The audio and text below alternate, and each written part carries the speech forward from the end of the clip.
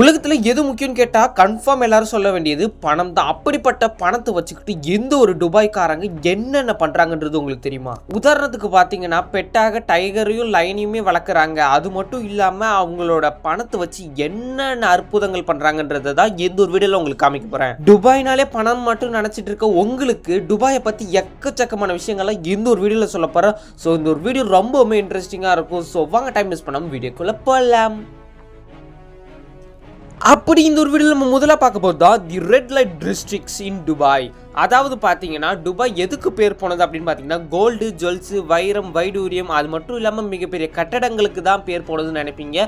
ஆனால் இதையும் தாண்டி சில விஷயங்கள் அங்கே இருக்குது. துபாயை பொறுத்த வரைக்கும் மெஜாரிட்டியாக இருக்கிற மக்கள் தான் இந்த அரேபியன்ஸ் மக்கள். ஆனால் இவங்க வந்து ஃபுல்லாக பார்த்தீங்கன்னா இந்த முஸ்லீம்ஸ்லாம் போடுற ஃபுல் ட்ரெஸ் தான் போட்டிருப்பாங்க. நீங்கள் ஆஃப் ட்ரெஸ்ஸில் பார்க்க முடியாது. முக்கியமாக பெண்கள் வந்து பார்த்தீங்கன்னா ரொம்பவுமே அடக்கொடக்கமாக அந்த ஃபுல் ட்ரெஸ் போட்டு தான் இருப்பாங்க. நீங்கள் ஆஃப் ட்ரெஸ்ஸோடு அங்கே யாருமே பார்க்க முடியாது. ஆனால் கேர்ள்ஸ் ஆஃப் ட்ரெஸ் போட்டு ஒரு இடத்துல இருக்காங்க. அதுதான் இந்த ஒரு ரெட் லைட் டிஸ்ட்ரிக்ட்ஸ் அப்படின்ற துபாயில் இருக்கிற ஒரு மோசமான ஒரு பகுதி. இந்த இடத்துல போனீங்கன்னா உங்களுக்கு எக்கச்சக்கமான பிளாக் மார்க்கெட் மாதிரியான ஏரியா. இந்த இடத்துல நீங்கள் எவ்வளோ பார்ட்டிஸ் பார்க்கலாம், எவ்வளவோ என்னென்ன வேணும்னு பார்க்கலாம். அது மட்டும் இல்லாமல் நீங்கள் என்ன வேணாலுமே அந்த இடத்துல செய்யலாம். ஏன்னா அந்த இடம் வந்து பார்த்திங்கன்னா அந்த ரெட் லைட் டிஸ்ட்ரிக்ட்ஸ் எல்லாமே அந்த இடத்துல வரைக்கும் அங்கேயும் பணம் தான் வேலை செய்யுது. ஆனால் அங்கே வேறு விதமாக வேலை செய்யுது. இந்த ஒரு ரெட் லைட் ஏரியாவில் வந்து பார்த்தீங்கன்னா வந்து பெரிய பெரிய துபாய் பணக்காரங்கெல்லாம் வரவே மாட்டாங்க. ஏன்னா இது ஒரு சீப்பான ஏரியா அப்படின்னு சொல்லிட்டு இருக்காங்க. நீங்கள் துபாயை சுற்றி பார்க்க போகிறீங்க, இல்லை நான் துபாய்க்கு இப்போ தான் ஃபஸ்ட் டைம் போகிறேன், இல்லைன்னா நான் துபாயில் தான் இருக்கேன், இந்த ஒரு இடத்த பார்த்ததே இல்லைனாலும் இந்த இடத்துக்கு போயிடாதீங்க. முடிஞ்ச வரைக்கும் அவாய்ட் பண்ணிடுங்க. ஏன்னா இந்த இடத்துல உங்களை அதிகமாக மயக்க போகிற போதைப் பொருட்கள் எக்கச்சக்கமாக இருக்குது. அதே சமயம் நீங்கள் மாட்டிக்கிட்டிங்கன்னா உங்களுக்கு போலீஸ் கேஸ் வந்துக்கிட்டே இருக்கும். ஸோ துபாயில் மாட்டினீங்கன்னா போலீஸோட அடி வந்து வேற மாதிரி இருக்கும். ஸோ எப்பயுமே உஷாராக இருங்க, அந்த இடத்துக்கு போயிடாதீங்க. நீ எல்லாம் சொல்றியே நீ போனியாடா அப்படின்னு கேட்டிங்கன்னா நான்லாம் போனதே கிடையாது. ஆனால் இந்த இடத்த பற்றி நான் கொஞ்சம் தெரிஞ்சுக்கிட்ட விஷயத்தை தான் இப்போ உங்களுக்கு சொல்கிறேன். ஸோ இந்த இடத்துக்கு போகிறது ரொம்பவுமே ரிஸ்க்கு. ஸோ அவாய்ட் பண்ணிக்கிறது நல்லது. ஸோ வாங்க அடுத்து நம்ம ரெண்டாவது விஷயத்தை பார்ப்போம். ஸோ நம்ம ரெண்டாவதாக பார்க்க போகிறது தி அன்யூஷுவல் பெட்ஸ். உலகத்தில் பொறுத்த வரைக்கும் முக்கியமான பெரிய பெரிய வைல்டு அனிமல்ஸ் எல்லாமே வந்து பார்த்திங்கன்னா பெரிய ஒரு ஜூலியோ இல்லைன்னா ஒரு பெரிய கவர்மெண்ட் ஏரியாலையோ பற்றி பாதுகாத்து வைப்பாங்க ஒரு பெரிய கூண்டில். ஆனால் துபாயில் இருக்கிற ஒரு பெரிய பெரிய பில்லியனர்ஸ்லாம் அவங்க வீட்லேயே அசால்ட்டாக வளர்ப்பாங்க. இது வந்து அவங்களோட ப்ரைவேட்டான பெட்ஸ். எது இந்த சிங்கம், புலி இதெல்லாமே வந்து அவங்களோட ப்ரைவேட் பெட்ஸ். இந்த ரொம்பவுமே முக்கியமான அனிமல்ஸான இந்த வாஸ்துக்காக ஆமை, இந்த டைகரு, அப்புறம் ரொம்பவுமே காஸ்ட்லியான பேரட், கிளி, அப்புறம் பெரிய சிங்கம், ஜீப்ரா, இந்த எக்ஸாட்டிக் பெட்ஸ் வகைகள் எல்லாமே துபாயில் இருக்கிற பெரிய பெரிய பணக்காரங்க வந்து வளர்த்துக்கிட்டு வருவாங்களாம். எங்கள் வீட்டிலலாம் நாயே வளர்க்க விட மாட்டுறாங்க. அங்கெல்லாம் எப்படி தான் வளர்க்குறாங்கன்னு தெரியல. இந்த மாதிரி பெட்ஸை வளர்க்குறது மூலமாக என்னடா லாபம் அப்படின்னு கேட்டிங்கன்னா, இந்த மாதிரி எக்ஸாட்டிக் பெட்ஸை வளர்க்குறது மூலமாக துபாய் வந்து இப்போ ஒரு ட்ரெண்டு, அதாவது இந்த மாதிரி ட்ரெண்டில், அதாவது நானும் இந்த மாதிரி பெரிய பெரிய அனிமல்ஸை வளர்க்குறேன் அப்படின்னு காமிச்சிக்கிறதுக்கும், அது மட்டும் இல்லாமல் இவ்வளோ பெரிய அனிமல்ஸ் வந்து சும்மா நீங்கள் 1 லட்ச ரூபா 2 லட்ச ரூபாலாம் கொடுத்து வாங்கிட முடியாது. அதெல்லாம் நிறைய லட்ச ரூபா கொடுத்து வாங்கணும். அதாவது கிட்டத்தட்ட ஒரு 10 லட்ச ரூபாய்க்கு மேலே கொடுத்து வாங்கணும். அதெல்லாம் வந்து பார்த்திங்கன்னா ஒரு பணக்கார ஸ்டேட்டஸை காமிச்சிக்கிறாங்களாம். ஸோ இந்த மாதிரி பணக்கார ஸ்டேட்டஸு இந்த ட்ரெண்டில் இருக்கணும் அப்படின்றதுக்காக கோடிக்கணக்கில் செலவு பண்ணி இந்த மாதிரி பெட்ஸ் வளர்ப்பாங்க. ஸோ பெட்ஸ் உங்கள் கூட அட்டாச் ஆகிடுச்சுன்னா உங்களோட ஃபேமிலியில் ஒரு மெம்பர் மாதிரி ஆகிடும். அதே மாதிரி இந்த ஒரு பெட்ஸ் எடுத்துகிட்டு போய் பப்ளிக் பிளேஸில் விட்டு பப்ளிக்கில் இருக்கிறவங்களுக்கு எதாவது ஆச்சுன்னா கிட்டத்தட்ட அவங்களுக்கு ஃபைன் வந்து பார்த்திங்கன்னா 6 மாதம் சிறை தண்டனை. அது மட்டும் இல்லாமல் 500 திராம்ஸ் கொடுக்கணும். 500,000 திராம்ஸு. அது மட்டும் இல்லாமல் இன்னும் அதிகமாக போச்சுன்னா கிட்டத்தட்ட 700,000 திராம்ஸ் வந்து கொடுக்கணும். இந்த மாதிரி அனிமல்ஸ்லாம் எப்படி இவங்களுக்கு கிடைக்கிது, யார் இவங்களுக்கு விற்பா அப்படின்னு கேட்டிங்கன்னா ரொம்பவுமே சீக்ரெட்டான விஷயம் என்னென்னு பார்த்தீங்கன்னா பிளாக் மார்க்கெட் ட்ரேட். இந்த ஒரு பிளாக் மார்க்கெட் ட்ரேடில் உங்கள்கிட்ட பணம் இருந்தால் மட்டும் போதும், நீங்கள் என்ன வேணாலும் வாங்கலாம் இந்த உலகத்தில். ஸோ என்னால் இவ்வளோ மட்டும் தான் சொல்ல முடியும். பிளாக் மார்க்கெட்டை பற்றி அதிகமாக பேசினா அது ரொம்பவுமே வேறு விஷயத்தில் போயிடும். ஸோ என்னோட டாபிக் வந்து பணம் இருந்தால் இவங்களால் வந்து இவ்வளோ பெரிய பெட்ஸ் வாங்க முடியும் அப்படின்னு சொல்கிறது தான். இந்த பெட்டு வளர்க்குறது வந்து லீகலாக இல்லீகலா அப்படின்னு கேட்டிங்கன்னா துபாயை பொறுத்த வரைக்கும் லீகல், ஆனால் இல்லீகல். இன்னொரு வீடியோவில் அடுத்து நம்ம 3ஆவதாக பார்க்க போகிற விஷயம் பார்த்தா தி 3 பில்டிங் ஹோம்ஸ். 2021 பார்த்தீங்கன்னா துபாய் வந்து ஒரு பெரிய ரெக்கார்டை கிரியேட் பண்ணிட்டு இருக்காங்க. அது என்னன்னு பார்த்தீங்கன்னா இந்த ஒரு பில்டிங் முழுக்க வந்து பார்த்தீங்கன்னா ஒரு பெரிய பில்டிங். அது மட்டும் இல்லாமல் முழுக்க 3D பிரிண்டரால் வச்சு கட்டப்பட்ட ஒரு பெரிய பில்டிங். இந்த ஒரு பில்டிங் பேர் தான் தி துபாய் முனிசிபாலிட்டி. இந்த ஒரு பில்டிங்கோட ஹைட் வந்து பார்த்தீங்கன்னா 9.5 மீட்டர்ஸ். அது மட்டும் இல்லாமல் இதோட ஸ்கொயர் ஃபீட் வந்து பார்த்தீங்கன்னா 640 ஸ்கொயர் மீட்டர்ஸ். 2017 கட்டப்பட்ட இந்த ஒரு பில்டிங் 2021 தான் முடிக்கப்பட்டிருக்கு. முடிஞ்ச வரைக்கும் 2017 ஸ்டார்ட் பண்ண இவங்க எப்போ பார்த்தீங்கன்னா 3 ஆண்களை வச்சு, அதுவும் 3D பிரிண்டரை வச்சு ஈஸியாகவே இந்த ஒரு பில்டிங்கை கட்டப்பட்டிருக்கு. அதுவும் அந்த 3D பிரிண்டர் எல்லாமே ஒரு பெரிய ஒரு கிரேன் மூலமாக கொண்டு வரப்பட்டு அந்த டைரக்ட் சைட்லேயே வந்து பார்த்திங்கன்னா கட்டப்பட்டு இருக்குது. ஸோ இதுக்கான ஃபவுண்டேஷன் அப்புறம் இந்த பெயிண்டிங்கு உள்ளே கொஞ்சம் இன்டீரியர் பண்ண மட்டும்தான் லேட் ஆச்சே தவிர இந்த ஒரு பில்டிங் வந்து பார்த்திங்கன்னா கொஞ்சம் நாள்லேயே கட்டி முடிச்சுட்டாங்க. ஸோ முழுக்க வந்து ஜிப்சம், அது மட்டும் இல்லாமல் இந்த பிளாஸ்டிக்ஸ் அப்படின்னு சொல்லுவாங்க பார்த்தீங்களா, இந்த பிளாஸ்டிக்லாம் எதுவும் யூஸ் பண்ணாமல் ஜிப்சம் சிமெண்ட்டை வச்சு மட்டுமே இந்த ஒரு 3D பிரிண்டர் மிஷின் மூலமாக கட்டப்பட்டது தான் இந்த ஒரு 3 பில்டிங் ஹோம்ஸ் அப்படின்ற துபாய் முனிசிபாலிட்டி. ஏன்னா இப்போ நம்மள்ட்ட இருக்கிற இங்க்ஜெட் பிரிண்டர் அப்படின்னு சொல்லி ஒன்று இருக்கும். இதை வச்சு நம்மளால் ஏதாவது பிளாஸ்டிக் பொம்மையை வந்து கிரியேட் பண்ண முடியும். ஆனால் துபாய்க்காரங்க இன்னுமே அட்வான்ஸாக போயிட்டு ஒரு பெரிய பில்டிங்கே கட்டியிருக்காங்கன்னா பார்த்துக்கோங்க. ஸோ அவங்க எவ்வளோ அட்வான்ஸ்டாக இருக்காங்கன்னு பார்த்துருங்க. அடுத்ததான் நம்ம இந்த ஒரு வீடியோவில் 4ஆவதாக பார்க்க போகிறது the most important pets of falcons. ஃபால்கான்ஸ்னால் என்ன அப்படின்னு கேட்டிங்கன்னா, ஃபால்கான்ஸ்னால் ஒன்றுமே இல்லை, பருந்துகள் சொல்லுவாங்கல்ல, அதுதான் இந்த ஒரு ஃபால்கான்ஸ். துபாயில் இருக்கிற அரபு மக்கள் வந்து இந்த ஒரு ஃபால்கான்ஸை ஒரு மிகப்பெரிய பெட்டாக வந்து பார்க்குறாங்க. அது அவங்களோட ஒரு பெரிய அடையாளம். துபாய்க்கும் ஃபால்கான்ஸ்க்கும், அது மட்டும் இல்லாமல் இவங்க 2 பேருக்கும் இருக்கிற நடுவில் இந்த அரேபியன் மக்களுக்கும் இருக்கிற தொடர்பு வந்து கிட்டத்தட்ட 1000 வருஷத்துக்கு முன்னாடியிலேருந்து ஸ்டார்ட் ஆகுது. ஃபால்கான்ஸை வந்து பார்த்தீங்கன்னா ஒரு லக்ஸுரியான ஒரு பெரிய ஒரு பொருளாகவும், அது மட்டும் இல்லாமல் இவங்களோட கிளாசிக்காகவும் இதை பார்க்குறாங்க முடிஞ்ச வரைக்கும். அதாவது இவங்களோட ஒரு அடையாளம். நம்மள்ட்ட எப்படி ஒரு BMW கார் இருக்கோ அதே மாதிரி இந்த ஃபால்கான்ஸை வச்சு அவங்களோட ஒரு அடையாளத்தை க்ரியேட் பண்ணுறாங்க. அப்போது அவங்கள்ட்ட இருக்கிற கார்லாம் அப்படின்னு கேட்டிங்கன்னா, கார்லாம் இன்னுமே பிரம்மாண்டமாக இருக்கும். ஸோ அவங்களோட இந்த பறவைகள்லாம் பார்த்திங்கன்னா பயங்கரமாக இருக்கும். ஒரு காலத்தில் துபாய் வந்து பார்த்திங்கன்னா ஒரு மீன் பிடிக்கிற ஒரு இடமா தான் இருந்தது. அப்போது அரபு வந்து பார்த்து இந்த ஃபால்கான்ஸை வந்து பார்த்திங்கன்னா சில வேட்டையாடுறதுக்காகவே யூஸ் பண்ணிக்கிட்டு இருந்தாங்க. அதுக்கப்புறம் நிறைய ட்ரைனிங் கொடுத்து சில பல விஷயங்களை வந்து செய்கிறாங்க. ஸோ அப்போலேருந்து தான் ஸ்டார்ட் ஆச்சு இந்த ஒரு ஃபால்கான்ஸ்க்கும் அரபுக்கும் இருக்கிறது ஒரு தொடர்பு. அது மட்டும் இல்லாமல் இன்னொரு ஃபால்கான்ஸ்லாம் நீங்கள் போயிட்டு இப்போ துபாயில் வாங்குறீங்கன்னு வச்சுக்கோங்களேன், 1 மில்லியன் திராம்ஸ் அளவு வரைக்கும் இருக்குமா. நம்ம இந்தியாவில் என்னென்னா ஏதாவது காட்டுக்குள்ளே பறந்துக்கிட்டு இருக்கும். ஆனால் நீங்கள் துபாயில் போய்ட்டு இந்த ஃபால்கான்ஸு எல்லாம் பார்த்தீங்கன்னா கிட்டத்தட்ட $1 மில்லியன் அளவு, அதாவது 1 மில்லியன் திராம்ஸ் அளவுக்கு வந்து விற்கப்பட்டுக்கிட்டு இருக்கான். இதுக்கு பின்னாடி என்னென்னமோ சொல்கிறாங்க. எப்படின்னா இந்த மாரி படத்தில் அந்த புறாக்களை வச்சு வந்து போட்டியெல்லாம் விடுவாங்களே, அதே மாதிரி இந்த ஃபால்கான்ஸை வச்சு சில போட்டிகள்லாம் இருக்கிற மாதிரி சில இதெல்லாம் சொல்கிறாங்க. அது துபாய் மக்களுக்கு அதிகமாக தெரிஞ்சிருக்கும். எனக்கு அவ்வளோவா தெரியல, எனக்கு தெரிஞ்ச இன்ஃபர்மேஷன் இவ்வளோ தான்.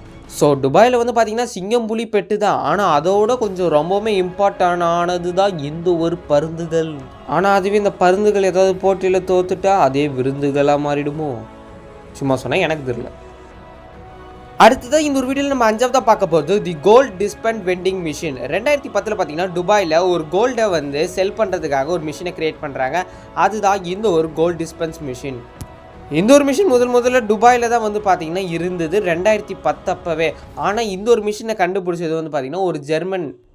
இந்த ஒரு வெண்டிங் மிஷினில் இருக்கிற ஒவ்வொரு கோல்டுமே வந்து பார்த்திங்கன்னா 24 கேரட் அளவு, ரொம்பவுமே பியூரான கோல்டு, கிட்டத்தட்ட 99% பியூர். 2017 அப்போ இந்த ஒரு மிஷின் வந்து பார்த்திங்கன்னா முதல்ல ஓப்பன் ஆன மிஷின் வந்து க்ளோஸ் ஆகிடுச்சு. ஆனால் அதுக்கப்புறம் கொஞ்சம் மாதங்கள் கழிச்சு துபாயில் நிறைய இடத்துல வந்து இதே மாதிரி கோல்டு டிஸ்பென்ஸ் மிஷின் வந்து ஓப்பன் ஆகப்பட்டது. அதாவது நம்ம காசை உள்ளே போட்டால் போதும், நம்மளுக்கு தேவையான கோல்டை வந்து நம்ம செலக்ட் பண்ணிவிட்டு அதுக்கேற்றதை வாங்கிக்கலாம். அதுவும் அந்த கோல்டெல்லாம் வந்து பார்த்திங்கன்னா பியூர் கோல்டாக இருக்குமா. நம்மளுக்கு புதுசான கோல்டு பார்ஸு, அந்த கோல்டு விதவிதமாக டிசைன் செஞ்சு வச்சுருப்பாங்க. அது மட்டும் இல்லாமல் சில்வர் கூட இப்போ நிறைய ஆப்ஷன் வந்திருக்கான். ஸோ இந்த மாதிரி எல்லாம் போட்டு வெண்டிங் மிஷினில் எடுத்துருக்கலாம்.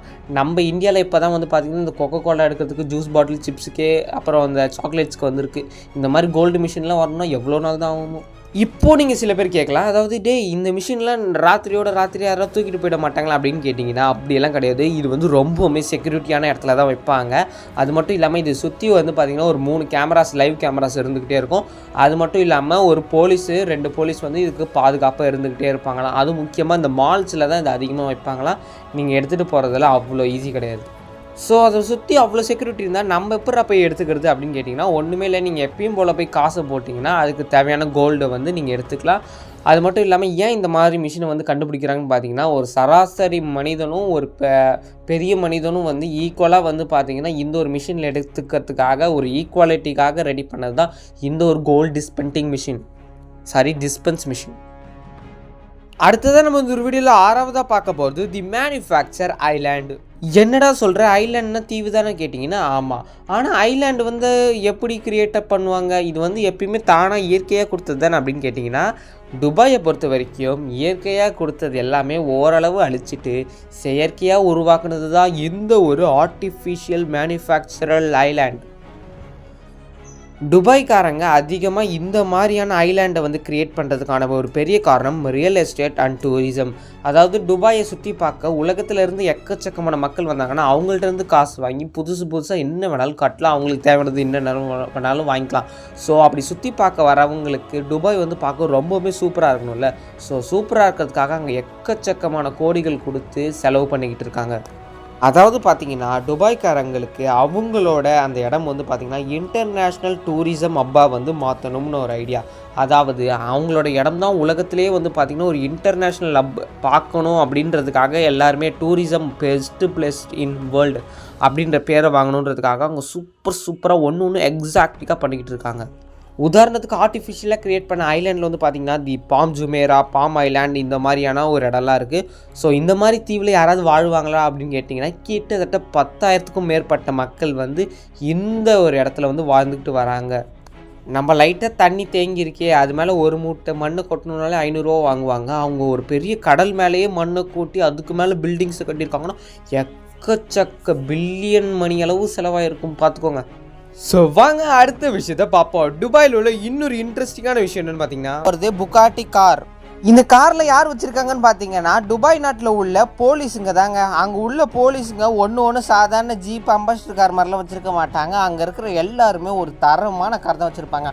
ஒன்று பேர் சும்மா அற்புதமாக இருக்கும். புகாட்டி, ஃபெராரி இது எல்லாத்துமே போலீஸுக்கு தாங்க. அது மட்டும் இல்லாமல் இவங்களோட எல்லா காருமே ஸ்போர்ட்ஸ் கார் மாதிரி இருக்கும். அதுலேயும் இவங்க இப்போ வச்சுருக்க ஜெனஸ் GV80 அப்படின்ற ஒரு கார் வந்து கிட்டத்தட்ட 3 litre turbo charged VA8 engine கொண்ட காராக.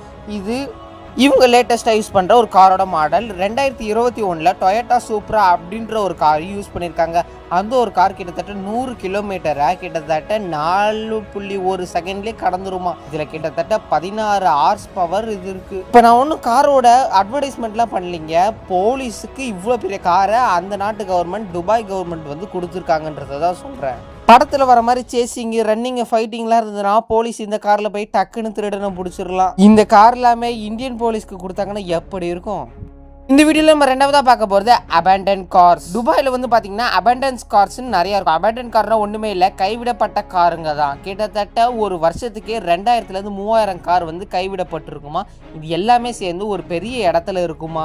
ஏன் இவ்வளோ காரு கைவிடப்பட்டிருக்கு அப்படின்னு நீங்கள் கேட்டிங்கன்னா சில காரு டேமேஜ் ஆக்சிடென்டாலையும் சிலது போலீஸ் கேஸாலையும் கைவிடப்பட்டிருக்கும். அது மட்டும் இல்லாமல் சில பேர் எனக்கு பண தேவைக்காகவும் அவங்களோட காரை வந்து விற்றுருவாங்களா. இந்த கார் வந்து நார்மலான டம்மி கார்லேருந்து பெரிய ஸ்போர்ட்ஸ் கார் வரைக்குமே வித்துட்டு போயிடுவாங்களா. இந்த ஒரு வீடியோவில் நம்ம 3வதாக பார்க்க போகிறது தி கோல்டன் டாய்லெட். இந்த உலகத்திலே நீங்கள் பார்க்கக்கூடிய கோல்டன் டாய்லெட் எங்கே இருக்குன்னு பார்த்தீங்கன்னா துபாயில் மட்டும்தாங்க இருக்குது. அதுலேயும் குறிப்பாக துபாயில் உள்ள ஒரு ஆர்ட் கேலரி மியூசியத்தில் மட்டும்தான் இருக்குது. இந்த ஒரு டாய்லெட்டில் வெறும் கோல்டில் மட்டும் கட்டலிங்க, ரிங் லைட் மாதிரி ஒன்று சுற்றி இருக்குல்ல, அது ஃபுல்லாகவே டைமண்ட்ஸாக. கிட்டத்தட்ட 40,815 டைமண்ட்ஸ் அதில் பொருத்தப்பட்டிருக்கான்.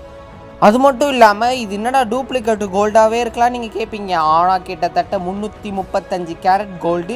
இது கின்னஸ் வேர்ல்ட் புக் ரெக்கார்ட்லேயும் இது இடம் பிடிச்சிருக்கு இந்த ஒரு கோல்டன் டாய்லெட். சரி, இது எதுக்குடா நீ கோல்டில் கட்டுற அப்படின்னு கேட்டிங்கன்னா வேற என்ன, பணம் இருக்குது கட்டுறான். Dubai driverless train. துபாயில் உள்ள ஒரு அழகான இடம் தாங்க the Palm Jumeirah.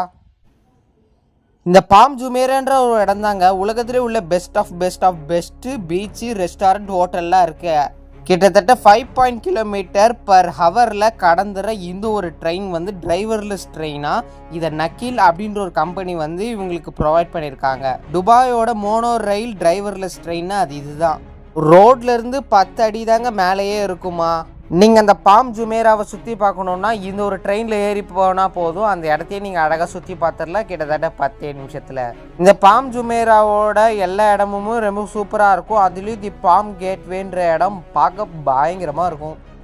The bomb gateway ட்ராவலருக்குள்ளே நீங்கள் வந்தீங்கன்னா போதும், கிட்டத்தட்ட 1600 பார்க்கிங் ஸ்பாட் இருக்குது. அதுலேயும் முக்கியமாக நீங்கள் சாப்பிட்றதுக்கான ரொம்பவும் டேஸ்ட்டான ஃபுட்ஸ் எல்லாம் கிடைக்கிற ஒரு இடம் இருக்குது. அது மட்டும் இல்லாமல் உலகத்திலே பெருசாக உள்ள லார்ஜஸ்ட் ஃபவுண்டெயின்ஸ் அப்படின்ற நீரில் அந்த அழகாக அப்படியே ஃபவுண்டெயின் மாதிரி இருக்கும் இல்லைங்க, அந்த ஒரு இடம் துபாயில் தாங்க இருக்குது. அதுலேயும் துபாயில் முக்கியமாக இந்த ஒரு இடத்துல தான் இருக்குது. இது பார்க்க கிட்டத்தட்ட ஆயிரக்கணக்கான மக்கள் வந்துக்கிட்டே இருப்பாங்களாம். ஹியூமைடு பிகாஸ் உங்கள்கிட்ட பணம் இருக்கா, அந்த பணத்தை எப்படியெல்லாம் செலவு பண்ணலான்றதை இந்த ஒரு பையனை பார்த்து கற்றுக்கலாம். ஏன்னா இந்த ஒரு பையனுக்கு அதிகமாக கார்ஸ் மேலேயும் பெட்ஸ் மேலேயும் தான் அதிக ஆசை இருக்குமா. அதனாலே துபாயில் உள்ள ஃபேமஸான ஒரு கார்ஸு, அப்புறம் அது மட்டும் இல்லாமல் பயங்கரமான விலங்குகளான சிங்கம், புலி, இது எல்லாத்தையுமே அவனோட பெட்டாக வளர்ப்பானா. துபாயிலே உள்ள ஒரு பெரிய ப்ரைவேட் ஜூ இவனுக்குன்னு தனியாக இருக்கான். அது மட்டும் இல்லாமல் இவனுக்குன்னு தனியாக ஒரு ப்ரைவேட் ஷிப்பு, தனியாக ஒரு ஜூ, இது எல்லாமே இவனுக்கு சொந்தமானதான். இந்த ஒரு பையனை பார்க்குறப்ப நிறைய பேருக்கு பொறாமையாக இருக்கும். ஏன்னா இவன் வேஸ்ட்டாக வெறும் சிங்கம் மூலிகிட்ட அந்த காசு எல்லாத்தையுமே வீணாக்குறான். அதுக்கு பதிலாக இவன் ஏதாவது இடத்த வாங்கி போட்டா வச்சு அவன் வருங்காலத்துக்கு யூஸ் ஆகும். இந்த காசுலாம் எங்கிட்டே இருந்ததுன்னா நான் எவ்வளவோ இடங்கள் நகைகள் தாங்க வாங்குவேன். இவன் பாருங்களேன், சிங்கம் புலியை வளர்த்துக்கிட்டு டைமை காசை வேஸ்ட் பண்ணுறான். இவன்கிட்ட இல்லாத பொருளே இல்லைன்னு தான் சொல்லி ஆகணும். ஏன்னா இவங்கள்ட்ட இருக்கிற எல்லா பொருள், காரு, காஸ்ட்லியான வாட்சி, டைமண்ட்ஸுன்னு எக்கச்சக்கமாக இருக்கான். அது மட்டும் இல்லாமல் இவன் ஒரு சிங்கத்தை ரீசெண்டாக வாங்கியிருக்கான். கிட்டத்தட்ட $50,000 கொடுத்து வாங்கியிருக்கான். இது நம்ம இந்திய பணத்துக்கு சொல்லி ஆகணும்னா கிட்டத்தட்ட 4,16,08,000 வருது. சரி, அதை விடுங்க. அதோட பணத்தை அதிகமாக துபாய் நாடு எதுக்கு செலவழிக்குது தெரியுமா? துபாய் கவர்மெண்ட் அவங்களோட அதிகமான காசை அங்கே உள்ள பஸ் ஸ்டாண்டுங்களுக்கு தாங்க செலவு பண்ணுறாங்க. அப்படி என்னோட பெரிய பஸ் ஸ்டாண்டு அப்படின்னு நீங்கள் கேட்பீங்க. அதுக்கான ஆன்சர், அவங்க இருக்கிற பஸ் ஸ்டாண்ட் ஒன்றுமே ஏசி பொறுத்தப்பட்டு இருக்குமா. நம்ம இந்தியாவில் என்னதான் பஸ் ஸ்டாண்ட் கட்டினாலும் அங்கே என்னென்னமோ கிறுக்கி வச்சு எச்சு துப்பி அசிங்கப்படுத்திடுறாங்க. ஆனால் வெளிநாட்டில் ஒரு பஸ் ஸ்டாண்டும் சூப்பராக இருக்கும். அதனால தான் ஏசி எல்லாம் போட்டு வச்சுருக்காங்க. துபாயில் கிட்டத்தட்ட 636 பஸ் ஸ்டாண்ட் இது மாதிரி ஏசி பொருத்தி இருக்குமா. இப்போ வெளிநாட்டிலலாம் பார்த்தீங்கன்னா எச்சு துப்புனா கூட போலீஸ் வந்து பிடிச்சிருவாங்களாம், அரெஸ்ட் பண்ணி ஃபைன்லாம் போட்டுருவாங்களாம். ஆனால் இந்தியாவில் அது மாதிரிலாம் பண்ண மாட்டாங்க. அதனால தான் வெளிநாட்டில் எல்லா இடமும் கொஞ்சம் க்ளீனாகவே இருக்குன்னுவேன். அதுலேயும் இது மாதிரி ஏசி பொறுத்தியே பஸ் ஸ்டாண்ட்ஸ் எல்லாமே 2007 கட்டி முடிச்சாங்களாம். வேர்ல்டு லார்ஜஸ்ட் கோல்டு மார்க்கெட், இந்த உலகத்திலே உள்ள பெரிய கோல்டு மார்க்கெட் எங்கே இருக்குன்னு கேட்டிங்கன்னா அது துபாயில் தாங்க இருக்குது. இங்கே ஒரு நகையும் சும்மா பெருசாக சும்மா பயங்கரமாக இருக்கும். அது மட்டும் இல்லாமல் இங்கே வெறும் கோல்டு மட்டும் தான் கிடைக்கும்னா அது மட்டும் கிடையாது. இங்கே கோல்டு, டைமண்ட், அதுலேயும் விலை உயர்ந்த பிளாட்டினம்னு ஒன்று இருக்குல்ல, அதையும் இங்கே தான் கிடைக்குமா. அது மட்டும் இல்லாமல் நீங்கள் ஒரு கோல்டு இப்போ இந்தியாவில் வாங்குறதுக்கும் துபாயில் வாங்குறதுக்கும் ரொம்பவும் டிஃப்ரென்ஸ் இருக்குது. துபாயில் வந்து பார்த்தீங்கன்னா அவங்களோட நாட்டு பணத்துக்கு படி அது கம்மியாக தான் இருக்கும். ஆனால் அதுவே நம்ம இந்தியாவில் நம்ம நாட்டு பணத்துக்கு ரொம்ப அதிகமாக இருக்கும். அதே மாதிரி தான் எலக்ட்ரானிக் கேஜெட்ஸும். இப்போ நம்ம நாட்டில் யாராவது ஐஃபோன் வாங்க விரும்புகிறாங்களா, எல்லாரும் துபாயின்னு சிங்கப்பூர்ன்ட்டு அங்கே போய் தான் ஐஃபோன்லாம் வாங்குறாங்க. அதே மாதிரி தான் இந்த கோல்டும்.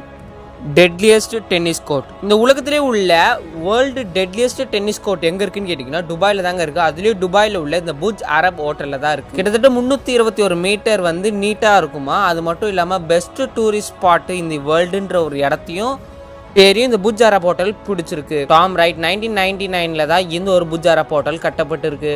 அதுலேயும் அங்கே இருக்கிற கண்ணாடி கிளாஸ் எல்லாம் PTFE அப்படின்ற ஒரு ஃபைபர் கிளாஸ் எல்லாம் கட்டப்பட்டு இருக்குது. அதுலேயும் மேலே டாப் ஆஃப் தி ஹோட்டலில் வந்து பார்த்தீங்கன்னா ஒரு பெரிய டென்னிஸ் கோர்ட் இருக்குது. இதுதான் இந்த ஹோட்டலே ரொம்ப பயங்கரமான விஷயம். இன்னதான் இவங்க ஹோட்டலில் 1999 கட்டினாலும் 2005 தான் இங்கே இருக்கிற பெரிய டென்னிஸ் கோர்ட்டை கட்டியிருக்காங்க. ஏன்டா இது டெட்லிஸ்ட் டென்னிஸ் கோர்ட் அப்படின்னு சொல்கிறேன்னு பார்த்தீங்கன்னா இந்த ஒரு கோர்ட்டை தாண்டி உங்களுக்கு போனோன்னா செவர்லாம் இருக்காது. அங்கேருந்து நீங்கள் கீழே பார்த்தீங்கன்னா உங்கள் உயிர் போகிற அளவுக்கு அவ்வளோ பெரிய த்ரில் உங்களுக்கு தரும். இன்டோர் டென்னிஸ் கோர்ட் பார்த்துருப்பீங்க, இதுதான் அவுட்டோர். அதுலேயும் மாடியில் இருக்கிற ஒரு டென்னிஸ் கோர்ட்டு. இங்கேருந்து நீங்கள் கீழே பார்த்தீங்கன்னா சதுரடிவீங்க.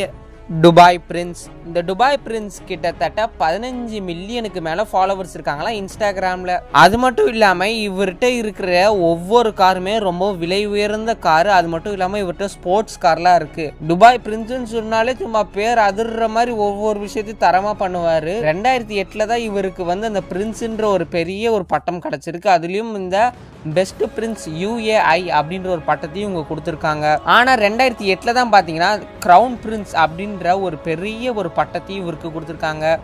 இவர் வச்சிருக்க மோஸ்ட் ஆஃப் த கார் வந்து பார்த்தீங்கன்னா எல்லாமே கோல்டால் செய்யப்பட்டு இருக்குமா. இந்த வீடியோவில் நம்ம அடுத்ததாக பார்க்க போகிறது கோல்டு டிஸ்பென்சர் வெண்டிங் மிஷின். நம்ம நாட்டில எல்லாம் ஜூஸு இல்லைன்னா ஏதாவது ஸ்நாக்ஸுக்கு தான் வெண்டிங் மிஷின் வச்சுருப்பாங்க. ஆனால் துபாயில் மட்டும்தான் இந்த கோல்டு டிஸ்பென்ஸ் பண்ணுறதுக்கு வெண்டிங் மிஷின் வச்சுருப்பாங்க.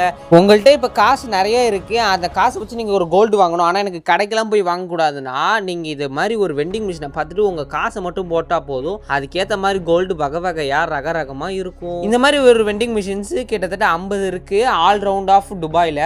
இதில் இருக்கிற நீங்கள் ஒவ்வொரு கோல்டுமே சாதாரணமாக நினச்சிட வேணாம். அதுவும் துபாய் கோல்டுனா ரொம்ப வேல்யூபிள், குவாலிட்டி மற்றும் பியூரிட்டி அதிகமாக இருக்குமா.